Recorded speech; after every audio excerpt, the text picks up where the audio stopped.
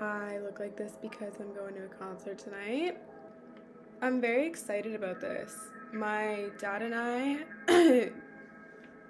always watched concerts growing up. Just like he would put a concert on YouTube or just like have the CD or DVD or whatever and just listen to it all night on full blast. And I would sit up with him every night, and we're gonna go see, apparently it's a controversial thing, but we're gonna go see Roger Waters. It's been like a full circle. We've been through a lot together, and I think it's gonna be really emotional. And already today, like, it's been kind of an emotional, I don't know, like, it's been an emotional week. I just feel lots of love. I got to participate in Recovery Day out in New West, and got to just talk with a bunch of people and share stories and connect, and had some really nice people open up to me, and got to listen to a cover band play Hotel California, and had such a good just weekend and past week, and it's really carried me on. Music has just really brought out some emotion, and that's something that I actually lost touch with for quite some time, and I've been searching for stuff that sounded like me and like what I would like to listen to, and that's like updated, and stuff that actually moves me. And I got to go to a concert with a friend from school, and that was a really cool experience to just be together, and again, meeting people everywhere I go and sharing cool experiences and just love, and it's just really nice to get those moments. This week, we've been going over CBT, Cognitive Behavioral Therapy. This is a therapy that was developed, I believe, by Aaron Beck. Wonderful man. Totally has his heart in the right place when it comes to this. This therapy is a form of kind of taking a thought, taking a situation, and really looking at it, breaking it down. CBT was... I like literally need lashes with this freaking look, or else I just look crazy, but I look crazy anyway. Sip of the tea. So let's do that thing again where I don't feel bad about Googling and reading. Okay. So CBT therapy, I'm just gonna really quickly go over it, and we're gonna just talk a bit about it. So cognitive behavioral therapy is a form of psychological treatment that has been demonstrated to be effective for a range of problems, including depression, anxiety disorders, alcohol and drug use problems, maternal problems, eating disorders, and severe mental illness. Some of the techniques that are used in cognitive behavioral therapy include cognitive reframing or restructuring. So like I said, taking a thought, getting a different perspective. Guided discovery, so that's kind of through questions and stuff. Exposure therapy, kind of self-explanatory. Journaling and thought records, activity scheduling, and behavioral activation. Okay. Behavioral experiments, relaxation and stress reduction techniques, and role-playing, among other things. So the three basic principles in the cognitive triad are negative views of the world, negative views about oneself, and negative views about the future. So that's kind of what you're trying to break down as you're going through treatment, and therapy is those three things I mentioned. Okay, this week, or actually today, I'm doing it today because I want to get it done and over with, because I've been actually putting this off, and I don't need to put it off anymore. This is something that I live with, and this is something that I'm comfortable talking about and sharing, and I don't need to get all emotional about it anymore. I want to be really direct, because this is a serious illness, a serious freaking disorder. Anorexia and bulimia and all in between. It is life-threatening. There's like a crazy study I could even what is it? Let me see. National Institute for Eating Disorders. Approximately 1 million Canadians have a diagnosis of an eating disorder such as anorexia nervosa, bulimia, binge eating disorder, avoidance restriction intake disorder, and otherwise specified feeding and eating disorders. Eating disorders are serious but treatable mental illness that can affect anyone regardless of gender, age, racial and ethnic identity, sexual orientation, or socioeconomic background. This is nice. Too many people with an eating disorder are never diagnosed but suffer sufficient personal and family distress. The social and economic costs of untreated eating disorders are similar to those of depression and anxiety, with debilitating physical and mental health effects comparable to psychosis and schizophrenia. The highest overall mortality rate of any mental illness. Suicide is the second leading cause of death among those with anorexia. Almost 35% with bulimia may attempt suicide in their life. Yeah, like this like gets like me, like I don't want to get emotional, but this topic obviously gets me emotional. So a while ago I made a video kind of just briefly going over a psychotic meltdown that I decided to vocalize because there was a lot going on for me. And previous to that, I had been dealing with an eating disorder since I was about 8. And it was progressive. I always thought I had it under control. I was always telling myself this wasn't me. This was just something I was doing just for like whatever. And it changed my developing brain. And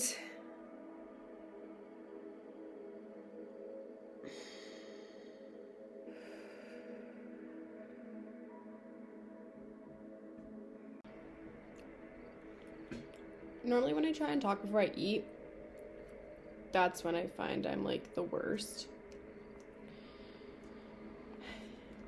We were talking about eating distortions today, and it's actually a really hard topic for me to talk about. I always think like I get super excited. I'm like, oh yes, I have so much information on this. I totally know what to do.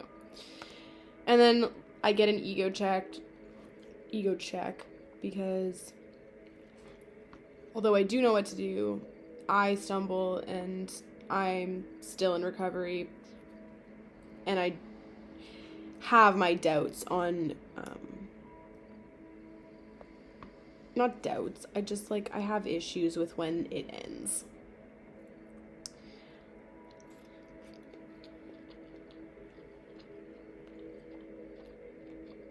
A lot of times people get eating disorders out of loneliness, out of boredom, of a way to have self-pity, as a way to take something out on themselves. I think for me, the more that I understood why I did the things that I did, linking things with childhood to now, it was definitely a form of like self-abuse. Yeah, it was never to really look a certain way for a really long time. It was just like a control thing. It was a control issue. It took over my life so severely that I still have trouble talking about it today.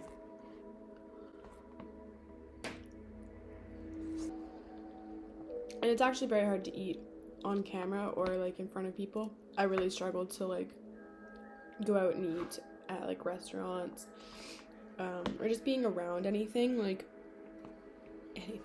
like, you know what I mean? Like it's really hard, and it's even more effed up in this society. As the more you watch these, the more you'll realize, like, I will uncover why society is part of the problem, but like government.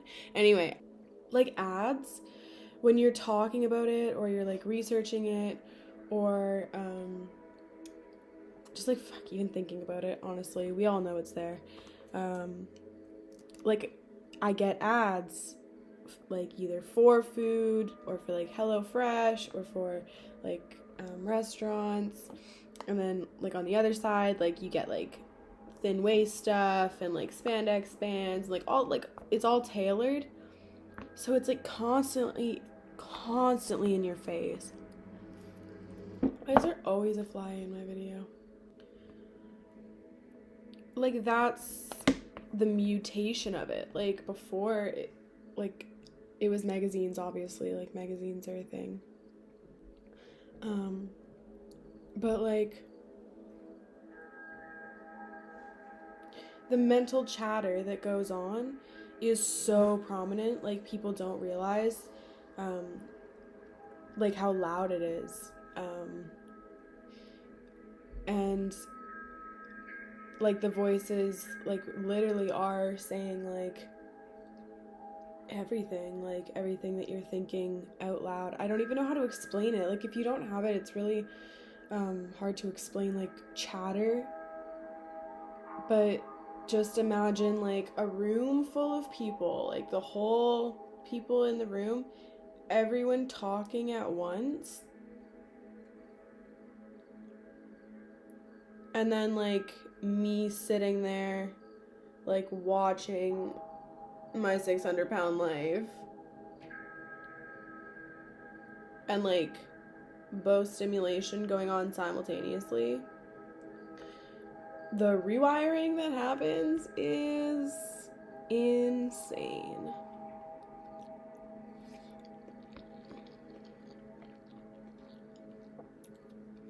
Like psychological torture. I see like some videos online about like people talking about it. But like I've really done the research behind it all, and like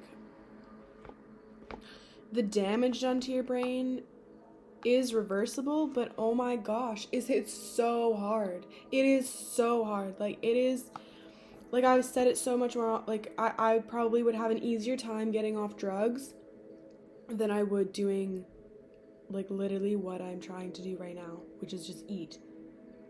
And I'm literally filming a video so I can eat, so I don't feel all that lonely. And I have tons of friends to FaceTime. I'm just being lazy. But that's tip number 1. Get a support system that understands. Be vocal about how hard it is, because you do not need to suffer in silence. It is literally one of the hardest things that people have to go through for those that do get this. I said before in CBT therapy, like there's exposure therapy and stuff. So like having exposure to like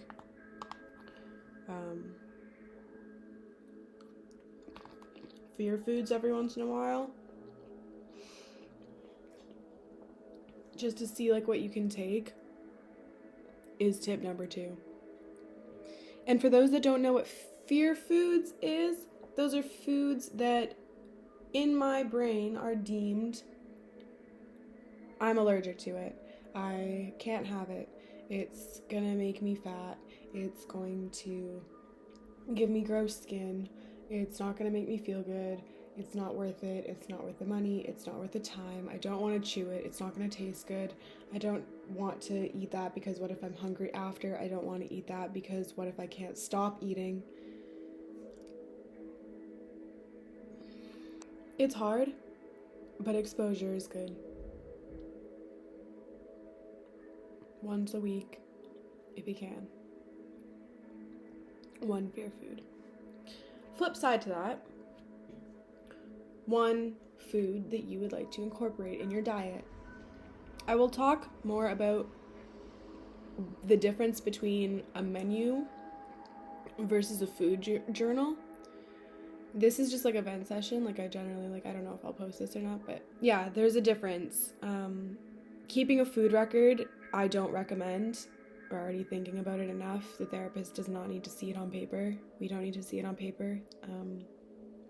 But implementing one, like for me, I really got on with sweet potatoes. So each week I would incorporate like a new vegetable or just something new, and then later on, I was like trying different like recipes, like just and adding and like different spices and just like adding to the palate, I guess. And I'm a lot less picky because of it. And I can eat healthy. Excuse me. I can eat healthy. And it's still hard. Not saying it's easy. It's still hard to eat, just even if it's good or bad. But it does make it that little bit easier. And I actually am reading off notes because I knew that this was like a bleh topic. But yeah, like we have the neuroplasticity to change. Our brains are adaptable, malleable. I've said it before. If you've wired your brain to fear food, you can rewire your brain to have a better relationship with it.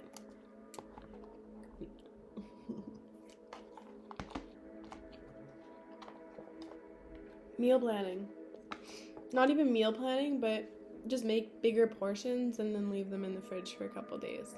You'll definitely thank yourself and get in a habit of that. Another one that people don't like to hear, but I think it's really important, is throw your scale away.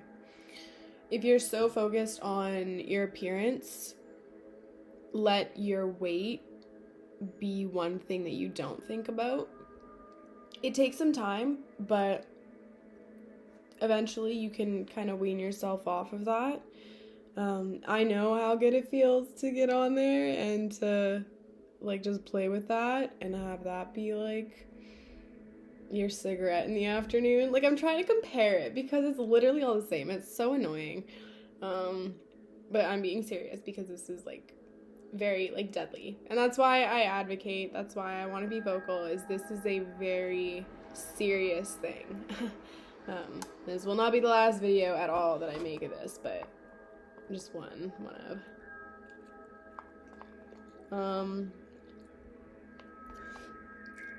And if you're really having a hard time, mirrors. Throw out your mirror.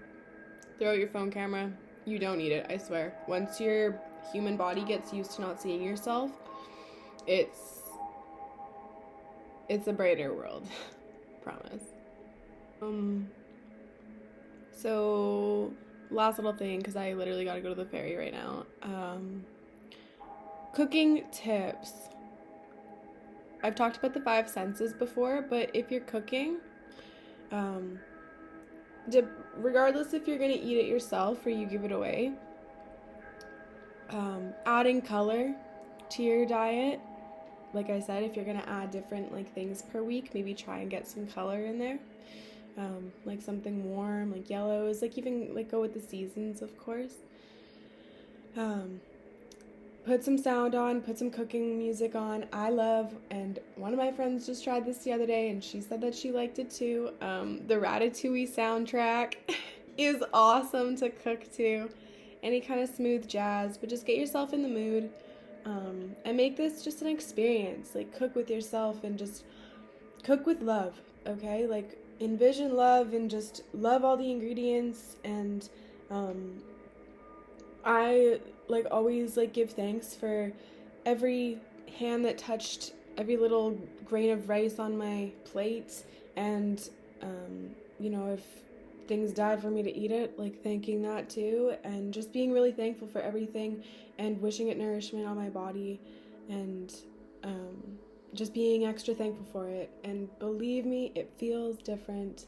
If you do it more, you will reap the benefits. Just trust the process.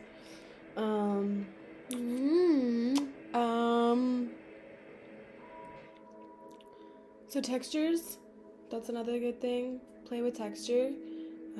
I know sometimes it can feel really good to eat stuff that's like really mushy, or like you go on like a soup binge for like a couple weeks and like it's nothing but soup and sandwiches for you. I feel you, I know you, and we both know that we can't go on like this. You know why. Too much time in the bathroom. That's why. We're being real honest. It sucks. This freaking thing sucks. You're constantly like in the bathroom and Spend a lot of time in there. So fun. And then display. That was my other thing. Make it look pretty. Do yourself a favor. Get a nice plate. Go thrift shopping even. And like, just love your utensils. Wood is really nice. I like using wood, like plates or bowls or just like anything like that. Like, get connected. Go to the berry. Get connected to what you're eating and the experience, and just submerge yourself in the experience. And yeah, we'll talk about like overeating and stuff like that maybe in a different video, but I just wanted to throw this up here. I needed to have lunch, so thanks for eating with me. I am gonna go run and get to berry now. Goodbye. Have a good day.